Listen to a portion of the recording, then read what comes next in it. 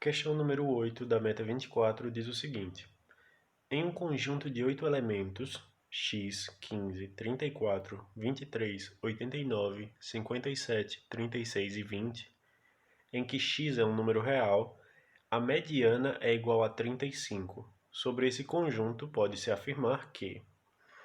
Certo, ele deu uma informação sobre a mediana. O que é a mediana? É o termo do meio quando os elementos do conjunto estão em ordem crescente ou decrescente, certo? Se a mediana é 35, no caso de um conjunto de 8 elementos, certo? Um número par de elementos, a gente tem que tirar a média aritmética dos dois termos centrais, porque como ele tem um número par de elementos, ele vai ter dois termos centrais e não só um, como no caso dos ímpares, certo? Então a média aritmética dos dois termos centrais tem que dar 35. Então a gente tem que ter dois números nesse conjunto consecutivos, cuja média aritmética dê 35.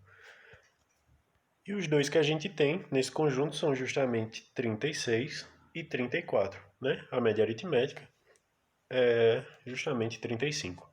Ou seja, os nossos termos centrais têm que ser 34 e 35. Então, antes do 34, tem que ter três números menores do que ele nesse conjunto. E depois do 36, tem que ter mais três números maiores do que ele nesse conjunto. Se a gente olhar o 36, a gente tem 57 e 89, maiores do que ele, certo? Já o 34, a gente tem 15, 23 e 20. Então o 34 já tem justamente os três números menores que eles que precisa. Já no 36 falta um. Ou seja, o nosso x ele tem que ser necessariamente maior do que 36, certo? Para que a mediana continue sendo 35.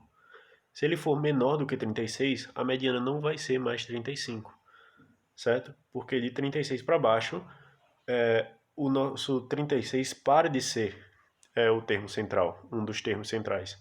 Aí a média vai mudar, a média dos termos centrais, né? Certo, então a gente sabe que o nosso termo central, o nosso x tem que ser maior do que 36. Ou, para o caso dele ser igual a 36, e aí?